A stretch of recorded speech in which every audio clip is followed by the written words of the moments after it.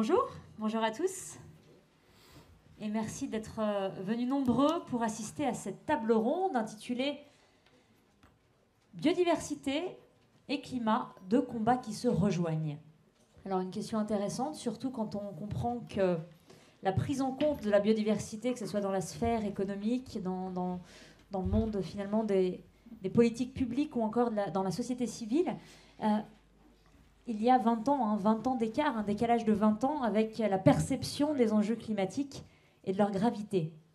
Rappelons que le GIEC, d'ailleurs, a été créé en 1988, je crois, donc il y a 35 ans, versus l'IPBES, l'organe intergouvernemental qui s'intéresse aux enjeux de biodiversité et des écosystèmes, a lui été créé en 2012.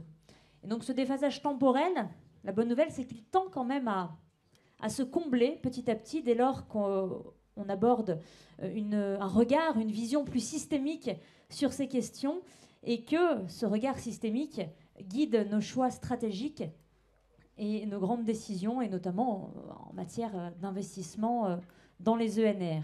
Alors climat et biodiversité, même combat, devrions-nous d'ailleurs poser la question. On va voir comment une biodiversité régénérée a une influence directe, est un outil très puissant pour lutter contre le changement climatique, et inversement, quand le vivant se délite, se dégrade, il y a des effets délétères et des rétroactions qui ne sont pas positives pour le climat. Et puis, évidemment, l'enjeu aujourd'hui, c'est de trouver des synergies positives et de travailler activement sur les deux tableaux. On va en parler avec nos invités et experts ici présents. Nous avons la chance d'avoir avec nous Jules Nyssen, qui est président du syndicat des ENR. Vous pouvez lever la main, Jules, parce que du coup, voilà, vous êtes déjà positionné. Romain Ruth, ex-président de Cosme Bio, un collectif réunissant 700 entreprises, c'est ça ? Oui, c'est ça. Oui. C'est ça, oui, qui travaillent effectivement dans la cosmétique bio. Vous êtes PDG de Floram. Alain Renaudin, expert du biomimétisme et fondateur de Biomimexpo et de New Corp Conseil, qui accompagne et conseille les stratégies RSE et les entreprises pour les aider à changer de paradigme. Et enfin, Jérôme Mousset, directeur bioéconomie à l'ADEME. Un panel très masculin, mais néanmoins très riche et éclectique. Jérôme Mousset, on va commencer par vous. On va, grâce à vous, un petit peu cibler cet objectif, ne pas perdre de vue l'enjeu majeur, qui est celui d'arriver à se passer du fossile. Rappelons d'abord qu'on n'a pas vraiment d'autre choix, finalement, que de déployer les ENR. Ça, c'est une évidence. Oui, effectivement, pour commencer, je pense qu'on peut rappeler que la transition énergétique, la transition écologique, la manière dont on l'aborde, c'est dans toutes ses dimensions.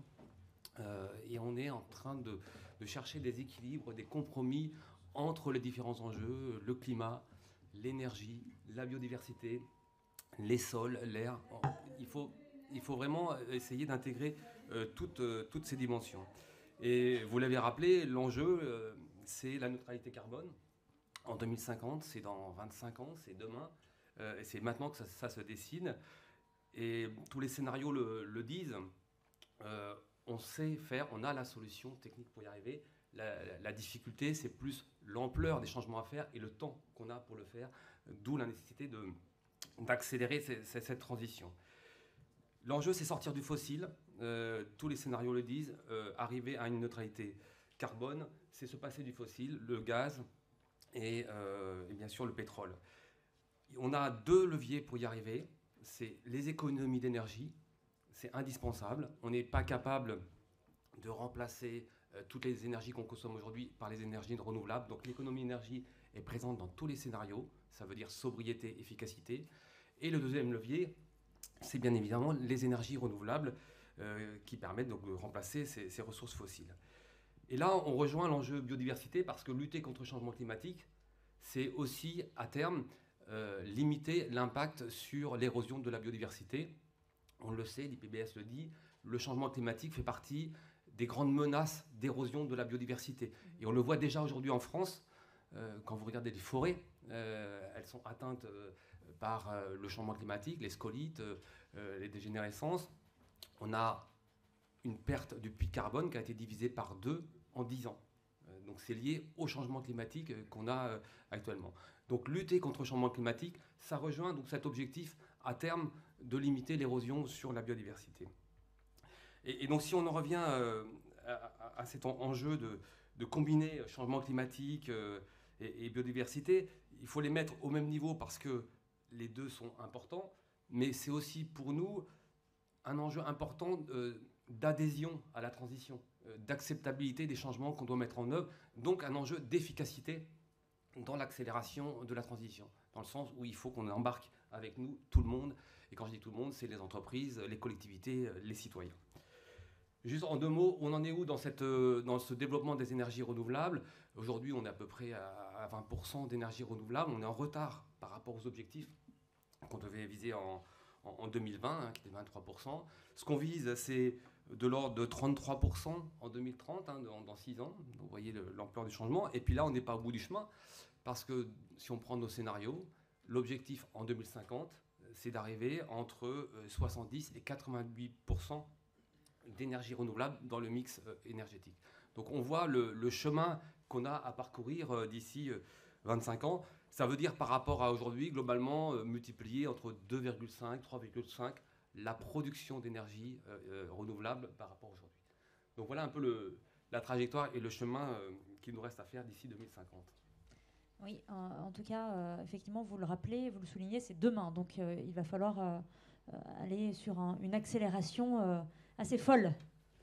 Exactement, c'est-à-dire que quand on aurait pu vous montrer des cours, mais quand on place ces trajectoires-là, ce qu'on se rend compte, c'est qu'on a déjà développé les énergies renouvelables de manière très importante ces 10 dernières années, mais que la pente, il faut la redresser, c'est-à-dire qu'il faut aller plus vite dans le rythme de développement des énergies renouvelables et longtemps. C'est-à-dire ce rythme-là, il faut le tenir jusqu'en 2050. Jules Nyssen, recentrons-nous sur notre sujet. Biodiversité et climat, même combat. Il ne faudrait même pas finalement parler de ce sujet avec une formule interrogative? Ah non, il faut en parler avec une formule affirmative. D'ailleurs, c'était le titre d'un colloque qu'on a organisé en juin dernier. Ça s'appelait ENR et Biodiv. 2 points, même combat, point d'exclamation et pas point d'interrogation. Je reviens bien sur le sujet, mais je voulais juste compléter et même renforcer le propos de Jérôme Mousset. En 2030, maintenant, c'est 42,5% à l'échelle de l'Union européenne, à part des énergies renouvelables dans la consommation finale. C'est pas une parole en l'air, c'est une directive que la France a approuvée avec les autres États membres. Dans quelques mois, il y a des élections au Parlement européen et cette question, elle va être au centre des enjeux. Est-ce que collectivement, on fait les efforts nécessaires au plan politique, au plan d'accompagnement pour mettre en œuvre cette transition qui n'a rien d'évident et qui n'est même plus guidée maintenant par les signaux prix liés au bas coût du gaz, par exemple, et même d'une certaine manière à l'électricité qui, pour l'instant, ne rémunère pas forcément les projets les plus audacieux. Donc c'est quelque chose qui nécessite beaucoup de volonté politique et je voulais profiter de l'occasion pour le rappeler. Il me semble d'ailleurs que votre invité d'hier soir a, d'une certaine manière, passé le même genre de message. Alors, oui, je vais reprendre ça en 3 arguments pour faire le lien biodiv et énergie renouvelable. En reprenant l'argument, je vais passer très vite, qui a été évoqué juste avant. En fait, le réchauffement climatique est une cause importante de dégradation de la biodiversité, c'est la 3e, mais il faut vraiment qu'on le répète parce qu'il y a beaucoup de circonstances où on a l'impression que les gens l'oublient. Ensuite, chaque unité d'énergie fossile qu'on évite, c'est une unité d'énergie qu'on évite d'importer. Donc ça a beaucoup de vertus, mais c'est notamment une, c'est que ça évite d'exporter les atteintes à la biodiversité à l'extérieur. Donc non seulement on arrête d'émettre dans notre pays des gaz à effet de serre liés à la consommation de ces énergies fossiles, mais on évite aussi les dégâts liés à leur extraction à l'extérieur, qui est notre dette vis-à-vis de l'extérieur. Donc c'est une attitude extrêmement responsable qui, je crois, doit avoir lieu. Et donc ça permet d'affirmer clairement que ENR et Biodiv ne sont pas des mondes qui s'opposent, mais des mondes qui sont complémentaires. Alors pour y arriver, il y a quand même pas mal d'enjeux. Le premier, il y a un enjeu de légitimation des énergies renouvelables.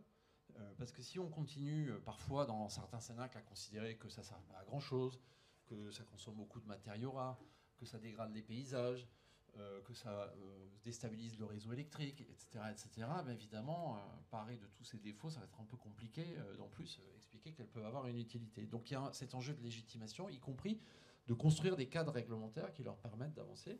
C'est pour ça qu'on a besoin d'une loi en France de programmation de l'énergie. D'ailleurs, c'est une obligation légale, on ne devrait pas se poser la question, mais on l'attend toujours. Et elle est importante parce qu'elle doit définir les grandes trajectoire de notre futur énergétique et elle doit légitimer le fait que les énergies renouvelables sont un élément incontournable de ce futur énergétique. Et quand je parle d'énergie renouvelable, Jérôme Mousset l'a dit tout à l'heure, c'est les énergies renouvelables électriques, mais aussi non électriques. Et s'agissant de questions de biodiversité, les problèmes sont de la même nature et peut-être même encore plus importants sur le volet des bioénergies que sur le volet des énergies renouvelables électriques, donc il ne faut pas les oublier. Le deuxième enjeu, c'est qu'il faut faire preuve de transparence. Alors ça c'est une façon de renvoyer un peu la balle dans le camp des énergéticiens eux-mêmes. Il faut faire les choses proprement. Il faut travailler à des observatoires, il faut y contribuer. C'est pour ça qu'on revendique aussi d'être partie prenante de l'observatoire de la biodiversité. Il y a un enjeu de transparence, de cohérence et de proportionnalité. Qu'est-ce qu'on peut faire? Quelles sont les obligations? Il ne s'agit pas, parce qu'on produit de l'énergie renouvelable, de demander à bénéficier d'un blanc-seing pour faire n'importe quoi. Il faut se conformer à une réglementation, c'est la moindre des choses. Mais il faut qu'elle soit sans doute proportionnée. Et ce qu'on voit, c'est parfois l'inverse. Par exemple, récemment a été adoptée une stratégie nationale de la biodiversité qui prévoit que dans les zones de protection forte, les projets d'ENR sont exclus par principe. Mais pourquoi? Soit on fait ces zones des cloches, où il n'y a plus aucune activité humaine, mais c'est évidemment impossible. Soit on accepte qu'il peut y avoir des activités humaines. Pourquoi on n'en exclut qu'une seule? Et pourquoi celle-là? Pourquoi on exclut celle qui, justement, vise à lutter contre le changement climatique? Précisez, du coup, vous voulez dire que les autres options ne sont pas exclues? Je veux dire que dans la stratégie nationale de protection de la biodiversité, il y a écrit que dans les zones de protection forte, qui est un concept flou, qui n'est pas très clair, mais il y a écrit que les projets d'ENR sont exclus par principe. Et les autres activités économiques peuvent être maintenues? En tout cas, elles ne sont pas exclues. Et on ne comprend pas très bien pourquoi c'est ciblé comme ça. J'ai eu l'occasion de dire ça, y compris devant le ministre Christophe Béchu, quand cette stratégie a été présentée. Moi, je comprends très bien qu'il fallait faire attention. Mais dans un parc naturel marin, il y a des pêcheurs. On ne prévoit pas d'exclure la pêche. D'ailleurs, ce serait politiquement difficile à porter. Donc pourquoi, par principe, on le fait? Donc ça revient à désigner un outil comme étant quelque chose comme un peu le mauvais élève, alors qu'il a une fonction qui est d'amener des solutions. Et puis, il y a évidemment des enjeux d'exemplarité. Ça fait lien avec la table ronde d'avant, pour ceux qui étaient dans la salle tout à l'heure, à propos de l'agrivoltaïsme. Il faut faire les choses proprement. Il ne faut pas faire de contre-référence, évidemment, parce que c'est ce qui nuira le plus à le discours que je suis en train d'essayer de développer devant vous. Merci beaucoup. Jules, Romain, comment les enjeux climatiques se rebouclent avec les enjeux biodiversité, surtout dans un secteur d'activité comme le vôtre, quand on travaille directement avec le vivant? Oui, c'est vrai que mon secteur d'activité est assez différent de ceux qui sont évoqués jusqu'ici. Ça m'amusait quand vous avez parlé d'une table très masculine, parce que moi, dans mon secteur d'activité, l'indice homme-femme qui doit être calculé dans les entreprises est tout simplement incalculable. C'est-à-dire que dans l'entreprise que je dirige, il y a une centaine d'hommes, voilà, enfin une centaine d'humains maintenant, faudrait dire, dont 3 hommes, voilà, 3 hommes de sexe masculin, je veux dire. Donc c'est effectivement très différent. Maintenant, je parle d'un secteur d'activité qui est évidemment celui de la futilité, a priori. La beauté, c'est la futilité.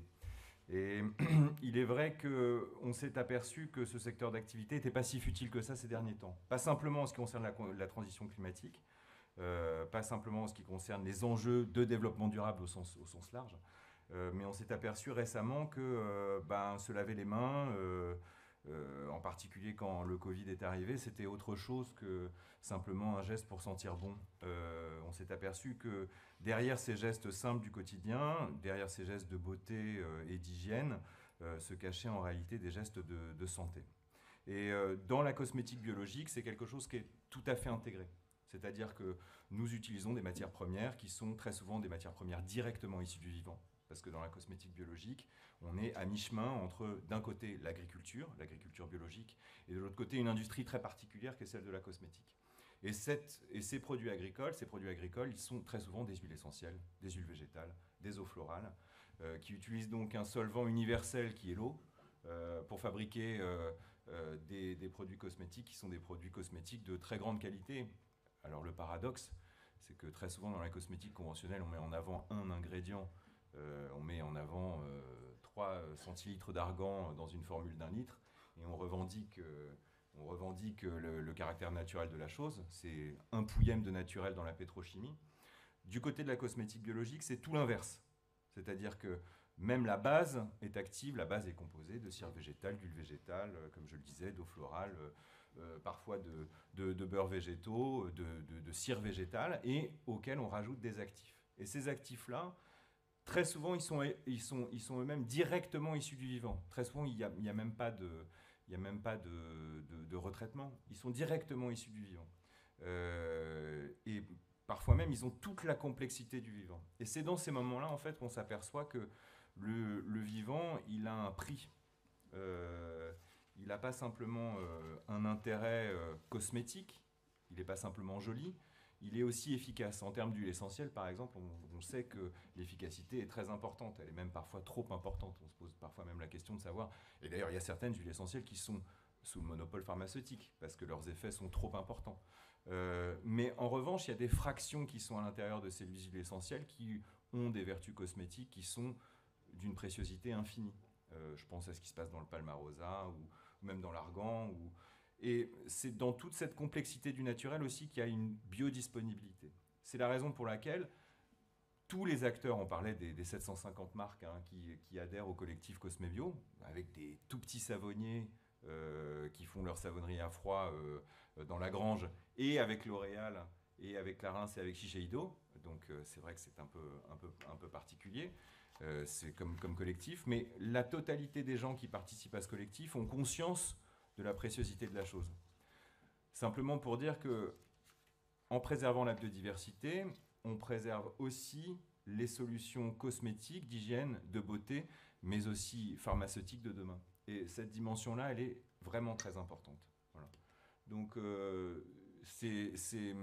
cet enjeu-là, il est directement intégré dans nos réflexions. Ensuite, il y a une chose qui est importante et qu'on constate immédiatement, c'est que les gens qui sont sensibilisés à ça, c'est là où la convergence est absolue entre la biodiversité et la question des énergies renouvelables, la totalité des gens qui participent à ces initiatives, des entreprises, des projets d'entreprise qui participent à ces initiatives, eh bien, sont sensibilisés à ces questions. Et 40% des adhérents utilisent, par exemple, de l'énergie solaire. Ça paraît colossal, c'est pas du tout en rapport avec la réalité de l'économie aujourd'hui.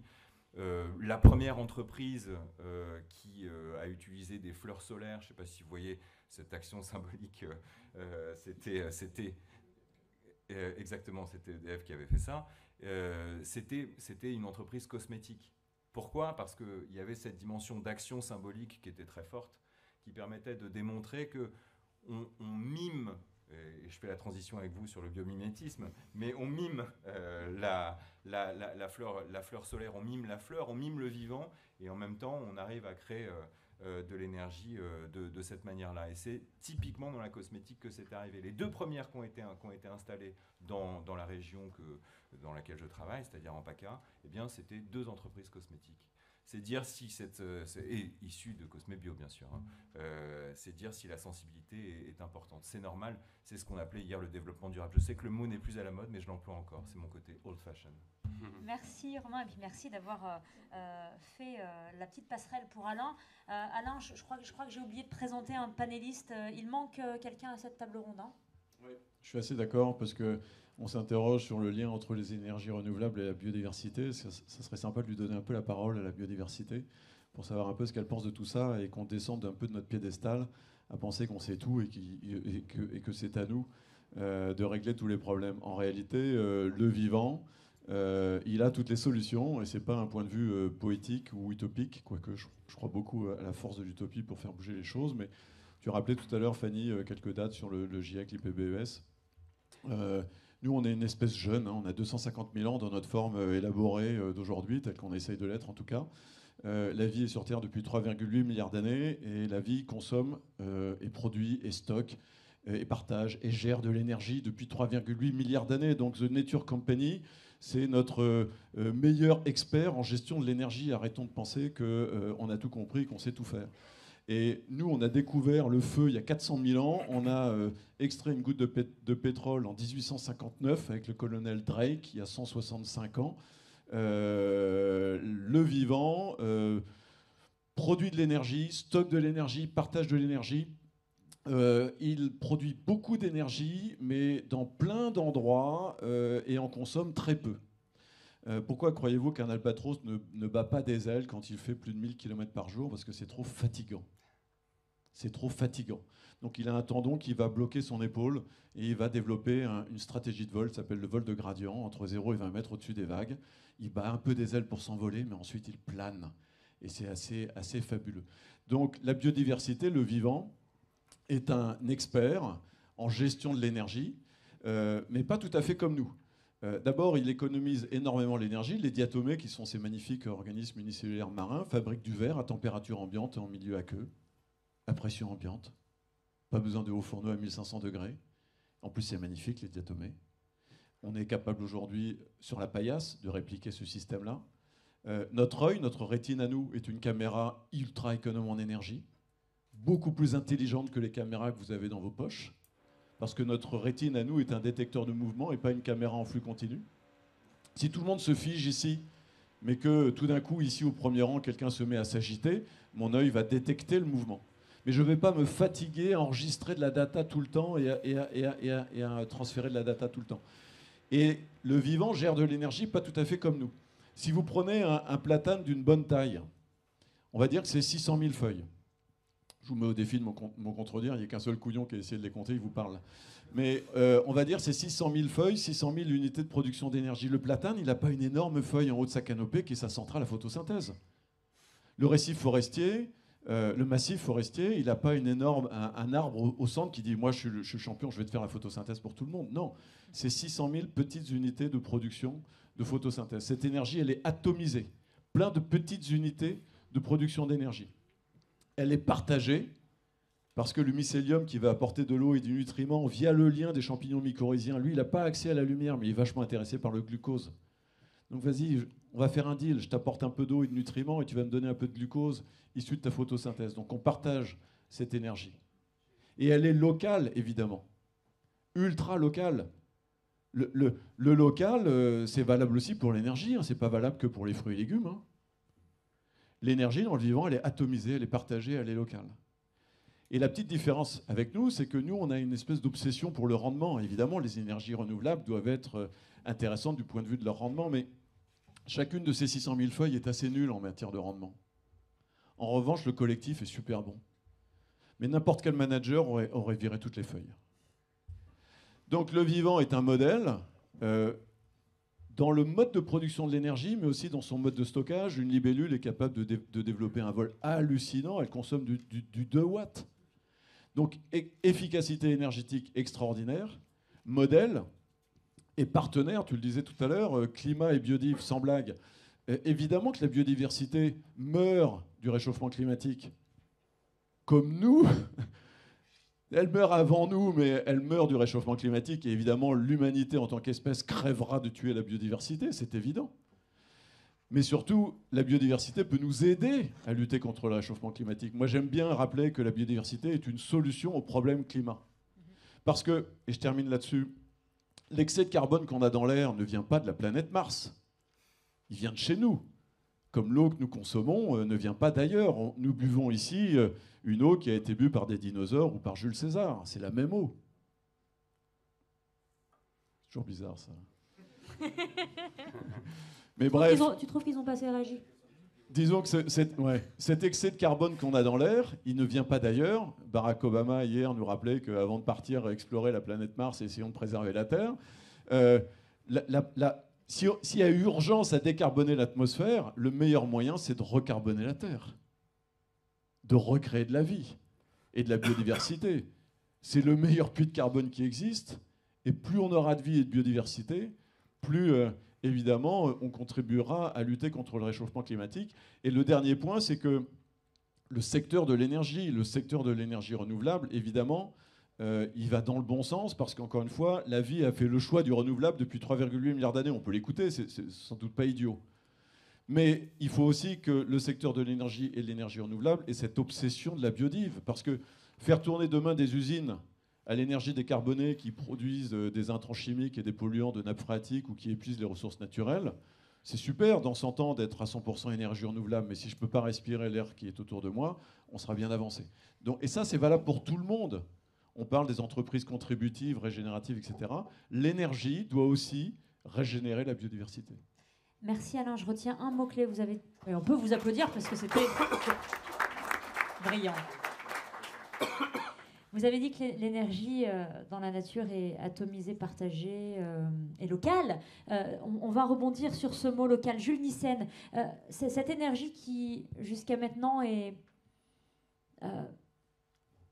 finalement invisible à nos yeux, puisque on l'importe, forcément la souveraineté, la décarbonation, ça sera visible, y compris effectivement, ça laissera une trace paysagère. On n'a pas le choix. Il faut aussi être lucide par rapport à ça.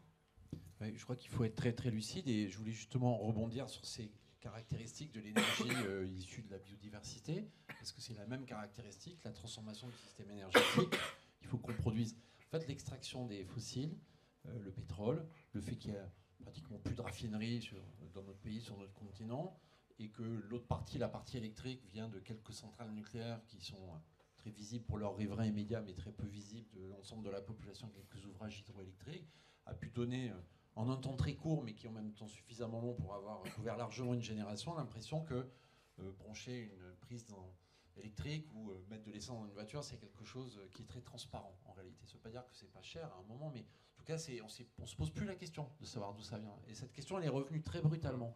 Tant qu'on parlait que d'émissions de CO2, du gaz à effet de serre, je pense que c'était pas très concret pour les gens. Quand ça s'est couplé avec une crise du prix et les inquiétudes sur la sécurité des approvisionnements, tout d'un coup, on s'en est rendu compte. Et puis, comme on a un peu la mémoire courte, comme depuis un an, on a l'impression, quand on regarde que vraiment la toute première couche de l'actualité, que ces sujets sont un peu réglés, on les remet derrière nous parce qu'on conçoit inconsciemment, enfin, plutôt, je perçois inconsciemment que quand même, c'est très compliqué à faire. Donc effectivement, déployer des énergies renouvelables, c'est remettre des outils de production sur le terrain. Et plutôt dans la ruralité en plus, parce que c'est là qu'il y a l'espace. Donc ça fait deux problèmes qui sont quand même compliqués à gérer. Donc oui, ça a un impact. Ça a un impact qu'il faut qu'on arrive à évaluer. Et donc c'est un petit peu ce que je disais tout à l'heure. Cet impact, il est quand même pour une bonne cause, si j'ose dire, qu'on poursuit tous, y compris de préserver la biodiversité. Donc il faut évaluer ce que cet impact sur la biodiversité, enfin l'impact d'une installation sur la biodiversité a par rapport au service global que ça rend au système. Alors si je le dis comme ça peut pousser à considérer peut-être qu'il faut essayer de faire des installations plutôt grandes, plutôt massives, pour avoir un impact collectif important. Mais je pense que si on raisonne que comme ça, on fait une erreur aussi. Parce que, au fond, si on regarde la nature, c'est plutôt multiple, local, partagé. Vous avez dit tout à l'heure.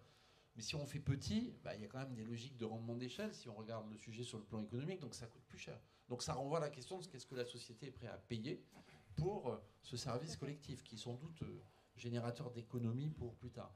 Donc on voit que ce sont des sujets, à mon avis, très compliqués, qui nécessitent beaucoup de pédagogie, une fois encore d'engagement et de volontarisme collectif, et donc un peu politique, pour pouvoir être poussé. Absolument. Jérôme Mousset, on va relativiser un petit peu plus avec vous.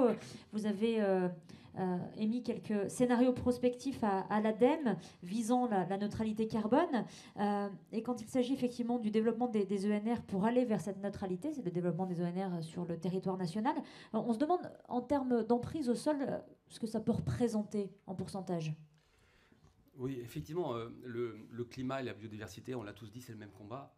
Néanmoins, c'est pas toujours si simple que ça, parce que tu l'as dit, développer les énergies renouvelables, ça veut dire réintégrer sur notre territoire des installations de production d'énergie. Et quelle que soit l'activité économique, on a des impacts sur les milieux, sur les écosystèmes.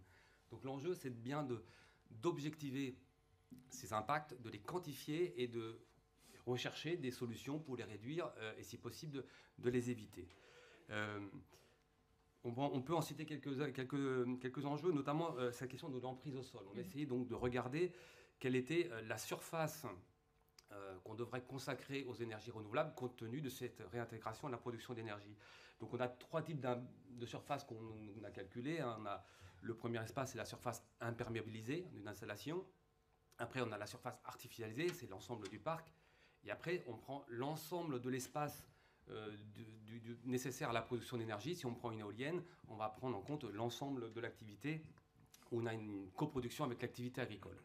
Et si on intègre le plus grand des espaces et qu'on additionne toutes les énergies renouvelables qu'on a besoin en 2050, on arrive à un besoin de territoire de 2%. C'est l'ordre de grandeur. Il faudrait qu'en 2050, on ait environ 2%, alors ça dépend des scénarios, si on 2,5%, 2% du territoire dans lequel on a une activité d'énergie renouvelable. 2%, ça vous paraît absorbable? Ça vous paraît énorme?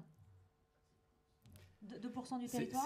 C'est à la fois pas rien, oui. Parce que 2% c'est globalement presque 2 départements, hein, mais c'est pas non plus 40%, la moitié du territoire où on va avoir des éoliennes partout. Voilà, ça veut dire que l'enjeu c'est de réfléchir à la répartition de l'effort. C'est-à-dire où est-ce que dans chaque territoire on peut implanter ces installations en prenant en compte les contraintes, les enjeux de biodiversité et aussi des questions de paysage qu'il ne faut pas oublier parce que ça fait aussi partie des freins et des problèmes d'appropriation de cette transition.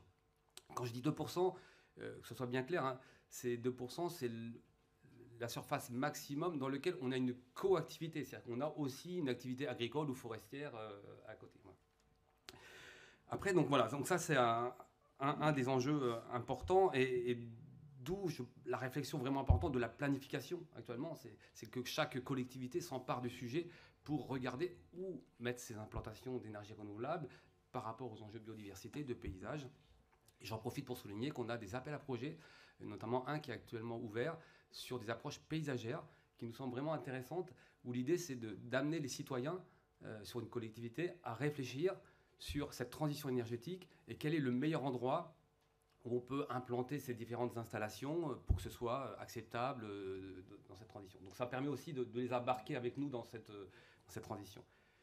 Et puis, je voulais aussi souligner aussi d'autres enjeux d'interface entre ENR et biodiversité, parce que sur les impacts, il y en a, mais on a aussi des impacts négatifs et positifs qu'on peut souligner. Je vous donne juste quelques exemples. Sur les impacts des installations, alors elles sont très différentes, très variables selon les filières. On peut donner par exemple un exemple qui revient souvent, celui sur la biomasse. Utiliser de la biomasse, augmenter les prélèvements de biomasse. Toutes les études montrent effectivement que ça a des impacts sur les écosystèmes forestiers parce qu'on va modifier les pratiques de récolte, on va modifier la manière de récolter le bois. Par contre, ce qui est intéressant, c'est qu'on a des solutions pour réduire ces impacts-là. Et donc, on travaille à ce moment-là avec les forestiers, avec les chercheurs, pour identifier les pratiques qui vont justement permettre de retrouver cet équilibre entre préservation de mon écosystème, qui est incontournable, sinon c'est plus une énergie renouvelable, et services rendus sur les énergies renouvelables. Je donne des exemples très concrets, hein, selon la sensibilité du milieu. Hein, donc, pour les entreprises forestières, on va donner des pratiques qui vont... Voilà, dans un milieu sensible, on va considérer qu'il faut limiter le prélèvement de menu bois, qu'il faut systématiquement laisser les feuilles sur le territoire parce que c'est là qu'on a les éléments minéraux, qu'on va éviter l'arrachage de souches, etc. Et on va laisser aussi des arbres morts, qui sont des lieux de vie, hein, pour préserver un écosystème. Donc voilà, typiquement le genre d'exemple. C'est très intéressant. Ça devrait d'ailleurs, parce que je voulais donner la parole à Romain, parce qu'une question me vient justement avec vos partenaires agricoles, la question de cette biomasse et du réembocagement. Les haies, c'est vraiment une matière importante en tout point pour la biodiversité, pour aussi produire localement de l'énergie, lutter contre le changement climatique également en captant du carbone. C'est une question effectivement importante dans votre domaine aussi. Ah, c'est une question assez cruciale, puisqu'en fait, dans la cosmétique biologique, on essaye toujours de faire en sorte d'utiliser des matières premières qui sont des matières premières très locales. Et c'est assez intéressant d'ailleurs, parce qu'on s'aperçoit que dans l'ADN des marques, on retrouve assez régulièrement les plantes qui poussent juste à côté. On parlait des haies, en Provence, les lauriers sont taillés et réutilisés, distillés et réutilisés dans la cosmétique. On parle surtout le bassin méditerranéen, je ne sais pas si ça vous dit quelque chose, à vous j'imagine que oui, mais je ne sais pas si ça dit quelque chose à tout le monde, mais le néroli est présent dans tout le bassin méditerranéen, le jasmin est présent dans tout le bassin méditerranéen, et c'est des choses qu'on retrouve à peu près partout, et qui poussent soit à l'état sauvage, soit directement dans les jardins. Puisqu'en fait le néroli c'est de la fleur d'oranger distillée, et on en retrouve un petit peu partout. Donc garder cette biodiversité, et je pense que le jardin c'est le jardin et la haie, c'est véritablement le lieu dans lequel le travail des hommes et la nature en fait fonctionnent de manière là pour le coup synergétique. J'avais quand même une petite chose très, très simple à dire.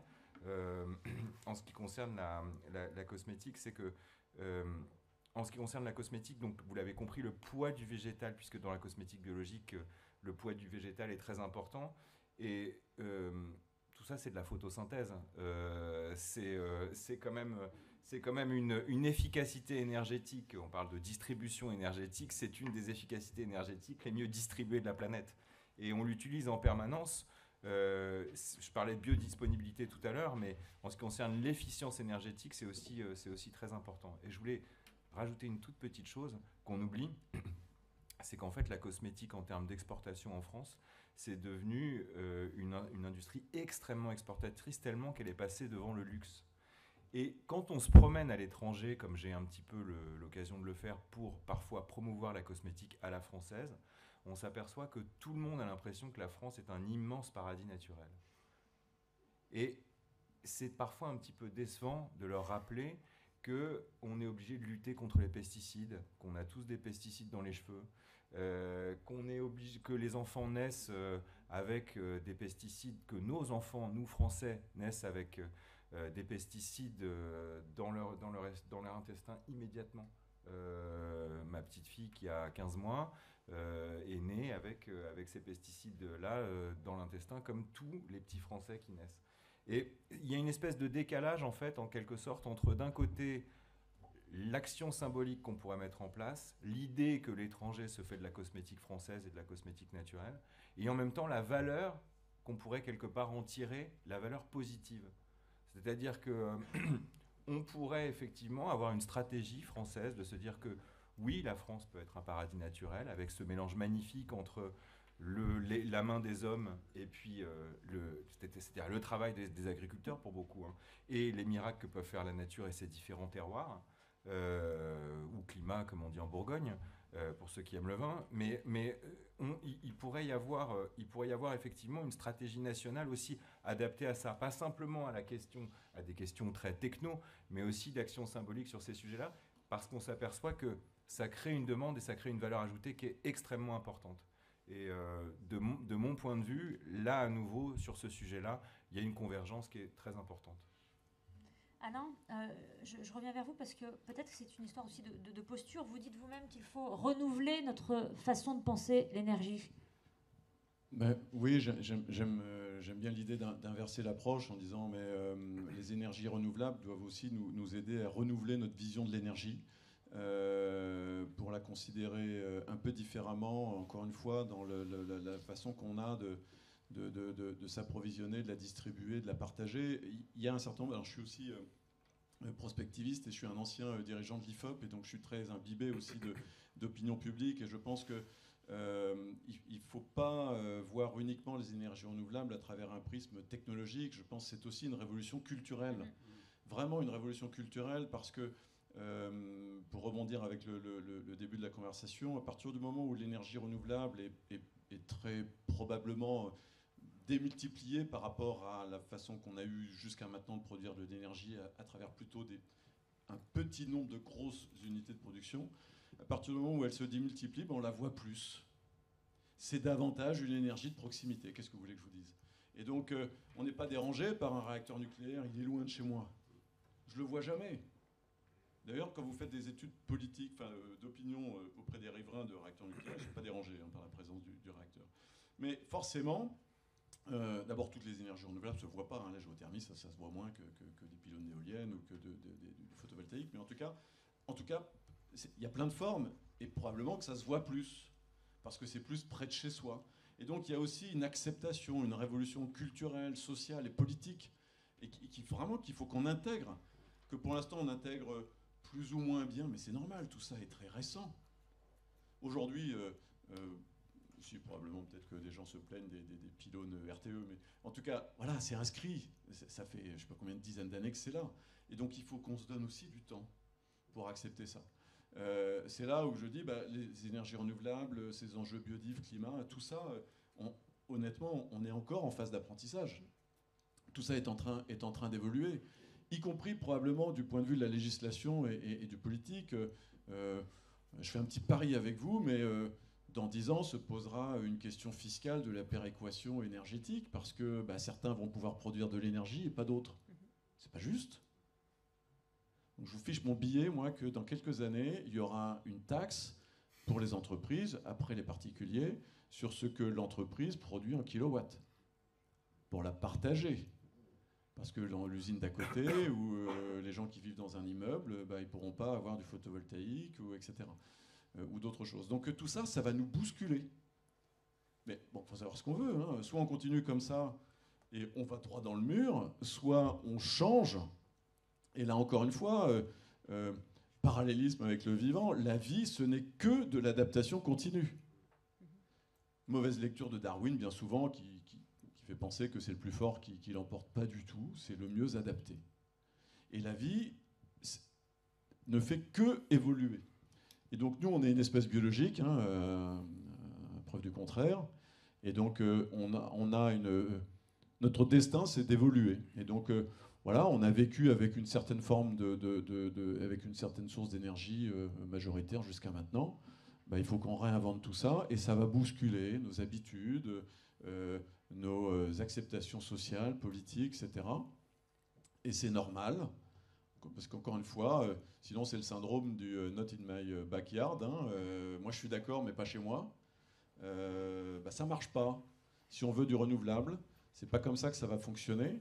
Et un des leviers de l'acceptation, c'est l'intérêt individuel, l'intérêt territorial, c'est-à-dire qu'est-ce que j'y gagne. Alors parfois il y a des intérêts un petit peu indirects, biodiff, climat, mais tout ça, parfois ça peut paraître un peu lointain.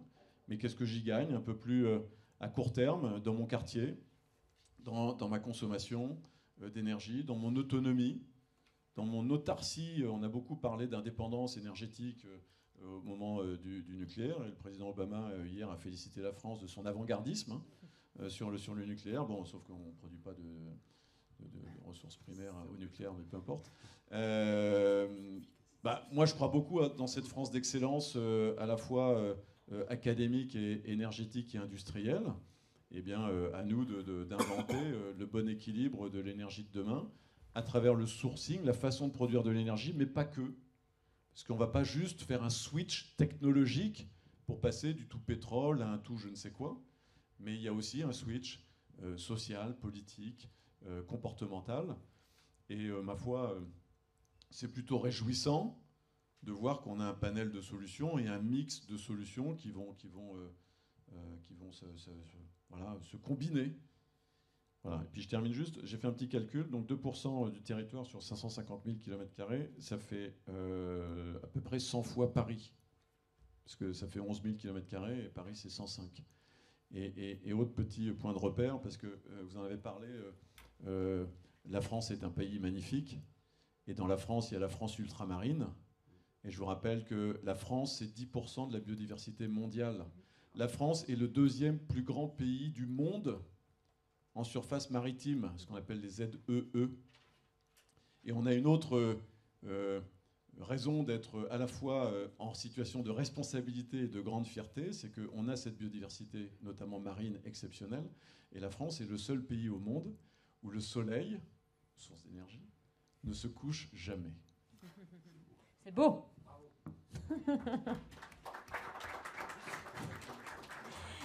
Jules Nyssen, à la lumière de ce que vient de dire Alain, comment peut-on imaginer des synergies positives entre énergie renouvelable et biodiversité ? Le préalable, c'est peut-être d'évaluer, de faire des études d'impact, n'est-ce pas ? Oui, ça renvoie à l'objectif de transparence que j'évoquais tout à l'heure, d'autant que parfois la biodiversité trouve des défenseurs inattendus qui en fait n'ont pas grand-chose à faire, ou n'en avaient pas grand-chose à faire avant, mais ont trouvé là un moyen pratique de mobiliser ou de faire des recours contre des projets d'ENR qui combattent pour d'autres raisons qui peuvent être simplement visuelles ou de concurrence avec d'autres formes de production d'énergie. Et il n'y a pas que les centrales nucléaires autour desquelles on peut faire un sondage pour savoir si les gens sont satisfaits, parce que il y a des installations d'énergie renouvelable autour desquelles finalement l'habitude se crée. Et on l'observe notamment dans les opérations de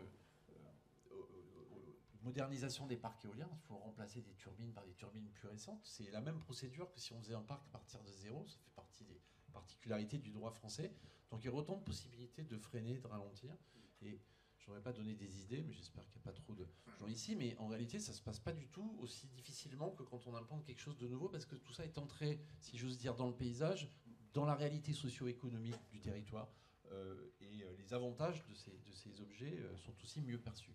Alors, et pas simplement les avantages économiques, je veux dire aussi les avantages que ça peut apporter globalement à la qualité de vie, à l'air et à la contribution collective. Donc, pour en revenir plus directement à votre question, nous, on essaie de faire des études d'impact, mais on s'est aperçu, notamment sur le solaire, que la difficulté était d'arriver à trouver des bons référentiels. Parce que sinon, on compare des choses qui, scientifiquement, ne sont pas du tout comparables. Donc, on essaie de travailler justement sur cette question pour regarder de quelle manière on peut trouver un critère d'évaluation de l'impact de la biodiversité pour faire du suivi. Peut-être que ce ne sera pas exhaustif, peut-être qu'on laissera passer 2-3 choses, mais ça permet de faire des études longitudinales et ça permet de comparer des projets entre eux. C'est important. C'est amusant parce que juste avant, il y avait une table ronde sur l'agrivoltaïsme et on retraite des mêmes sujets, du partage de la valeur, de l'expérimentation, de la nécessité de construire des bases de données. C'est vraiment important. Je crois à la vertu quand même de la transparence, de la pédagogie. Et aujourd'hui, on parle beaucoup en l'air, on parle beaucoup de théorie et on manque de données concrètes pour pouvoir opposer des faits à des croyances. Et c'est normal parce que c'est assez neuf et il faut qu'on puisse avancer. Et dans ces mesures, il y a les mesures d'impact sur le projet lui-même et puis il y a aussi essayer de commencer à évaluer qu'est-ce qu'on a économisé comme émissions de CO2 grâce à ces dispositifs, qu'est-ce qu'on a économisé en termes d'impact sur la biodiversité avec ces dispositifs. Et je vois que le ministre de l'économie, qui est aussi en charge de l'énergie, a décidé de faire ça pour les dépenses de l'État. J'espère que ça le conduira d'ailleurs à considérer l'intérêt qu'il y a à soutenir les installations d'énergie renouvelable qui contribuent justement à cet objectif. Alors on le fait pour le solaire. On l'a fait aussi en ce moment dans le cadre du débat public sur la planification de l'éolien en mer, qui est un débat compliqué et extrêmement important, qui vise à définir dans quels espaces maritimes on va pouvoir définir des zones dans lesquelles on fera les prochains appels d'offres pour installer des parcs éoliens en mer. Le CER, avec France Renouvelable, a produit un livret qui essaie d'évaluer les enjeux qui sont liés à ces sujets liés à la biodiversité. Alors ça, dès que ça a été publié, ça a immédiatement soulevé plein de polémiques parce que le fait qu'à un moment donné, il y ait quelque chose qui se passe sur la biodiversité, pas forcément un impact négatif, c'est une pression qui peut s'exercer. Ça va dans les deux sens et on a pu observer que des fondations d'éoliennes en mer, par exemple, pouvaient jouer le rôle de récifs artificiels. Alors après, si on va chercher la petite bête, on peut dire oui, mais ça amène un développement d'espèces à un endroit où ce ne serait pas développé naturellement. Mais on peut toujours trouver des problèmes partout. En tout cas, on essaie de jouer dans cette transparence. Pour les éoliennes terrestres, j'évoquais tout à l'heure les enjeux du rééquipement par des modèles plus récents. Il y a aussi beaucoup de choses qui se font autour des techniques qui permettent de réduire l'impact selon les heures de la journée, la détection des oiseaux, par exemple, ce genre de choses. Il y a beaucoup de choses comme ça et on a totalement intérêt à rendre le résultat de ces études publiques. Et enfin, je terminerai en disant que les ENR sont une manière de produire beaucoup de connaissances sur la biodiversité, puisque comme l'étude d'impact environnemental, comme le suivi des mesures environnementales est extrêmement rigoureux en France, on a une réglementation extrêmement, sans doute, parmi championnes d'Europe, du monde, en termes de rigueur. Donc en fait, on produit une donnée considérable, et cette donnée, il faut qu'on la structure et qu'on la rende publique, parce que c'est peut-être ça c'est le bon côté de cette rigueur, c'est qu'elle permettra de pouvoir donner un peu de la crédibilité à des discours.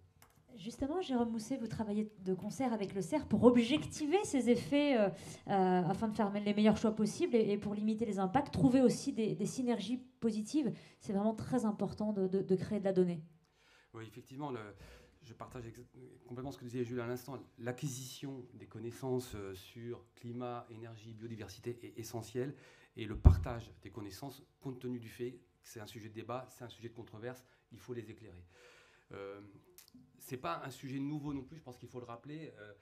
Ça fait quand même une dizaine d'années qu'on développe des partenariats, des projets de recherche pour essayer de documenter déjà les effets de cette transition énergétique sur les milieux, sur les écosystèmes, que ce soit avec le monde de la recherche, les entreprises, les ONG. Là, il y a une nouvelle étape, parce que du coup, dans la loi d'accélération, il a été décidé de créer un observatoire, autour de la thématique de cette table ronde, un observatoire des énergies renouvelables, de la biodiversité, des sols et des paysages. Donc on est en train d'y travailler, il va être annoncé très prochainement. Donc ça regroupe l'OFB, donc l'Office français de la biodiversité, l'ADEME, le ministère de l'écologie, et il sera élargi bien évidemment à tous les partenaires, que ce soit du monde de la biodiversité ou des énergies, dans la production et la diffusion des connaissances. Cet observatoire, il a 2 fonctions essentielles, c'est produire de la connaissance, de la donnée, et donc là on a besoin de ce que tu disais Jules, d'avoir des remontées d'informations sur les installations qui soient harmonisées, pour qu'on puisse faire des statistiques, hein, comparer les informations. Il faut qu'on mesure la même chose avec des mêmes méthodes. Donc on a besoin de protocoles harmonisés. On va, donc, dans cet observatoire, faire des analyses et des études scientifiques disponibles sur ce lien énergie et biodiversité. Et puis on va créer un centre de ressources, donc, qui sera une plateforme accessible à tout le monde pour diffuser au maximum ces informations à tous les acteurs. Et je dirais aux installateurs, aux porteurs de projets. Aux installateurs, aux porteurs de projets, aux ONG, aux collectivités, à tous ceux qui ont un rôle à jouer dans cette transition énergétique. Et je dirais que cet observatoire, il a aussi une fonction qui me semble importante. Ce qu'on vise, c'est de créer des échanges, que ce soit un lieu de débat entre le climat, la biodiversité. On a des fois un peu l'impression que c'est des mondes qui ne se croisent pas suffisamment. Et que pourtant, on a le même combat, on l'a dit depuis le début de cette table ronde, c'est climat et biodiversité. Et que ce lieu de débat doit nous aider peut-être à chercher des compromis et construire une trajectoire commune pour pouvoir avancer. Et puis, voilà, je me permets aussi juste de souligner, il y a une deuxième action qui me semble importante. Il y a un appel à projet qui s'appelle ITCOP, qui est actuellement, qu'on va ouvrir au mois d'avril, qui vise exactement la question qu'on traite ici, c'est l'impact des infrastructures sur les milieux, la biodiversité ou les paysages. Donc c'est un appel à projet recherche, financé par l'OFB, l'ADEME, les ministères. Et il y a 10 entreprises privées qui sont associées à ce projet-là. Donc là aussi, c'est un lieu collectif qui va nous permettre de produire de la connaissance. Et puis si je peux me mettre juste un dernier mot pour terminer. Permettez-vous. Le dernier mot, c'est, je reprends ce que tu disais tout à l'heure, c'est préserver le vivant. Ça, c'est vraiment pour nous un enjeu qui est fondamental. On l'a montré dans tous nos scénarios. Le vivant apporte un tas de services sur le stockage carbone, sur la biodiversité, sur les effets substitution. Si on a un effondrement du vivant, on n'y arrivera pas. Donc la question de la résilience des écosystèmes, l'adaptation, est pour nous vraiment dans l'échelle numéro 1, dans les priorités d'action. Et on a des synergies positives qu'on peut souligner. J'en cite une qui me semble vraiment intéressante, juste à titre illustratif. Quand on regarde les haies, la place des haies, du bocage dans le milieu rural, les énergies locales, le bois énergie avec une valorisation de la commune à côté, etc., est une manière aussi de donner une valeur économique à la haie. Et donc du coup d'aider les agriculteurs à l'entretenir, voire si possible à la développer. Et sur ce type d'exemple, ce n'est pas toujours le cas, mais on a vraiment une synergie positive entre énergie et biodiversité. Romain Rude, ça vous parle forcément, la cosmétique biologique est à l'interface de toutes ces problématiques et de ce point d'équilibre à trouver également. Ah oui, c'est certain. C'est vrai que... Non, mais quand on parle de haies, je reviens une seconde là-dessus. C'est vrai que nous, on a eu la chance de mettre en place j'en parlais autour de notre usine, de notre laboratoire de fabrication, qui utilise évidemment des énergies renouvelables sur toute la toiture. De l'espace disponible industriel, il y en a encore pas mal, moi j'ai l'impression. Après, évidemment, je pense que tout le monde ne peut pas le faire immédiatement, mais c'est vrai qu'on a eu la chance de mettre en place tout autour des jardins qui sont d'ailleurs certifiés et mis en place par la Ligue de protection des oiseaux, ce qui permet d'avoir non seulement des haies qui elles-mêmes, évidemment, luttent contre l'érosion et tout ça, mais permettent aussi d'avoir des endroits pour nicher pour tous les oiseaux. Et dans ces haies, si on veut bien les entretenir aussi, il y a des plantes à parfum et il y a des plantes qui sont des plantes qui elles-mêmes, à leur tour, peuvent être distillées. On n'est pas du tout les seuls à faire ça. En Provence, ça se fait beaucoup et ça se fait dans pas mal d'autres régions de France.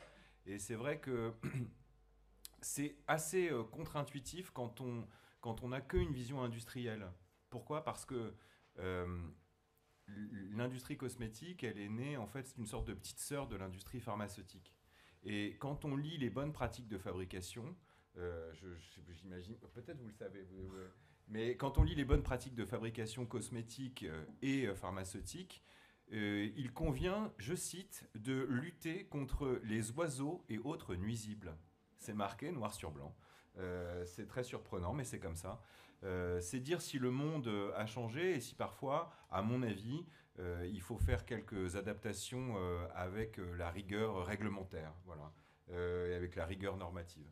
Mais c'est peut-être aussi le recul qui permet de faire ce genre de choses.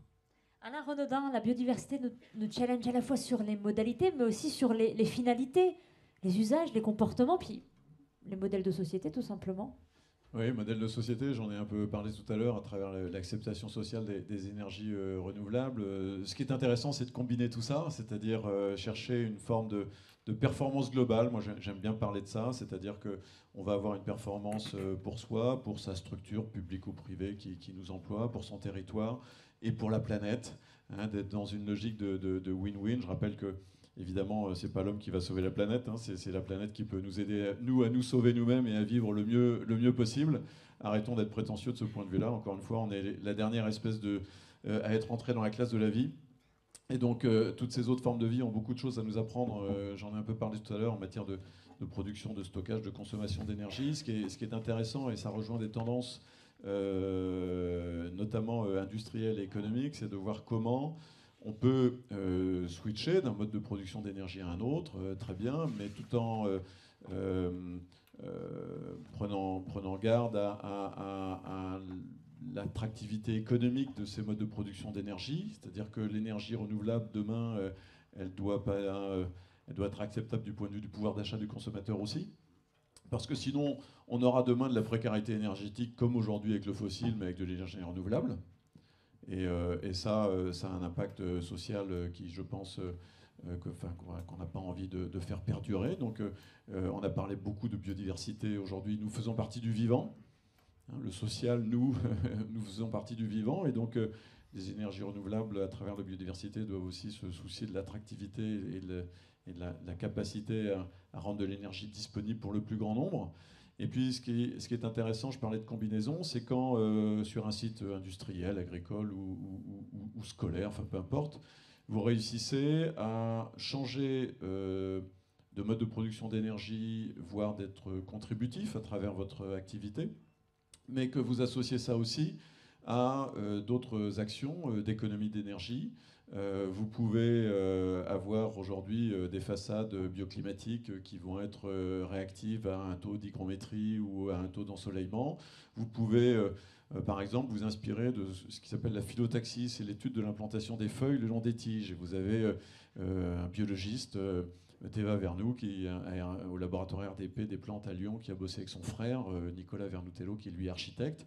Ils ont développé un algorithme qui, en étudiant la façon dont les feuilles sont implantées le long des tiges, qui cherchent toujours le taux d'ensoleillement maximum pour la photosynthèse, peuvent calculer des premières intentions d'implantation d'îlots sur un quartier, par exemple, pour optimiser le taux d'ensoleillement, ce qui va permettre d'économiser de l'énergie, mais qui va contribuer aussi à notre bien-être psychique, parce que on va bien quand on réceptionne nous aussi de la chaleur. Mais vous pouvez combiner ça avec une autre grande tendance aujourd'hui autour notamment des sites industriels qui s'appelle ce qu'on appelle les dry factories, c'est-à-dire comment travailler aussi en cycle fermé de l'eau, parce qu'on parle de cycle local et fermé d'énergie et d'autoproduction et d'autoconsommation d'énergie, mais c'est aussi valable pour l'eau. Il y a de plus en plus d'acteurs industriels qui réfléchissent à ça, ou de bâtiments d'habitation qui réfléchissent à ça. Et évidemment, moins vous prélevez de la ressource, moins vous consommez de l'énergie partout.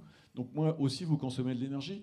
Et vous pouvez poursuivre l'exercice jusqu'à penser des bassins de phytoépuration pour éviter de rejeter des eaux usées dans les usines de traitement. Là aussi, vous allez économiser de l'énergie. Donc vous avez plein de choses. Les structures porteuses de votre bâtiment peuvent être inspirées des structures osseuses, parce que nous sommes, nous aussi, en tant que modèle biologique, tout n'est pas mauvais chez l'homme. Nous sommes une belle machine. Nous sommes conçus et éco-conçus de manière assez géniale. Et là aussi, quand comme le font certaines boîtes du BTP ou certains architectes, quand vous dessinez des buildings qui ont des structures porteuses inspirées des structures osseuses qui économisent 40% de béton, vous économisez de l'eau, vous économisez de la ressource, vous économisez de l'énergie. Et donc, j'aime bien cette idée, en vous écoutant tous, qu'il y a ce que les énergies renouvelables peuvent apporter comme une nouvelle solution à l'énergie dont on a besoin, du point de vue économique, industriel, mais aussi du point de vue physiologique. On a besoin d'énergie pour respirer, pour se parler, pour faire battre nos cœurs. Donc l'énergie, elle est indispensable. Encore une fois, le vivant aussi en produit et en consomme depuis la nuit des temps. Mais voir comment on combine ça avec d'autres approches comportementales ou industrielles pour penser différemment le système de distribution. J'aime bien l'exemple, Donald François est là, je l'ai vu, de Sérénissone qui est exposé dans le hall là-bas, que j'ai découvert sur un événement énergie à La Rochelle. Eh bien, c'est de l'autoproduction, de l'autoconsommation partagée, locale, de quartier d'énergie. Ça, probablement que c'est une tendance qui va s'inscrire de manière sérieuse et sur le long terme. C'était probablement pas possible et même pas autorisé il y a une dizaine d'années. Aujourd'hui, ça se développe. Et donc, mutualiser l'énergie, la produire différemment, la consommer différemment, c'est intéressant pour l'agriculture, pour bloquer là-dessus, pour terminer là-dessus. Ça devient aussi un des facteurs du modèle économique et ça pourrait aussi devenir, et ça devient aussi, comme vous le savez, un facteur additionnel de source de revenus. L'agriculture, elle aussi, comme l'énergie, doit, et du point de vue positif, faire sa révolution. Et la diversification des ressources et des revenus agricoles, ça passe aussi par l'énergie.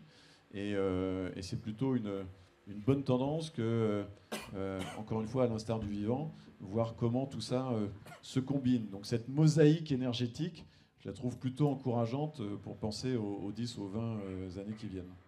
Et vous avez raison, Alain Renaudin, c'est une révolution. Je vais vous demander à tous de reprendre la parole une fois. Je vous ai préparé un petit texte à trous, et là, c'est à ce moment-là où vous allez être inspirationnels tous les quatre. Et je vais commencer par Jules Nyssen. Remplissez cette phrase. Nous travaillerons main dans la main en faveur de la transition énergétique, du climat et du vivant, si et seulement si. On pense à son prochain. Tout simplement. Bah oui, j'ai écouté ce qui s'est dit hier, non? C'est ce que Barack Obama a dit également. Je crois. C'est be kind and useful. Nous travaillerons main dans la main en faveur de la transition énergétique, du climat et du vivant, si et seulement si, Jérôme? Mais si on a des lieux de débat, d'échange, de partage sur cette vision commune. Tout comme aujourd'hui. Romain, nous travaillerons main dans la main. Je répète pour vous laisser le temps de réfléchir. Nous travaillerons main dans la main en faveur de la transition énergétique, du climat et du vivant, si et seulement si. C'est joli. C'est ça. Et small is beautiful, hein. C'est ce qu'on disait aussi avec Alain Renaudin tout à l'heure. Nous travaillerons main dans la main en faveur de la transition énergétique, du climat et du vivant, si et seulement si. Si nous pensons notre avenir en communauté de destin. Merci messieurs, merci pour les éclairages, pour l'inspiration et pour votre expertise. À suivre, et ce n'est pas fini, les tables rondes s'enchaînent aujourd'hui. La prochaine s'intitule Architecture bioclimatique, les conditions de l'adaptation. Je vous laisse entre les mains de Margot Coinon.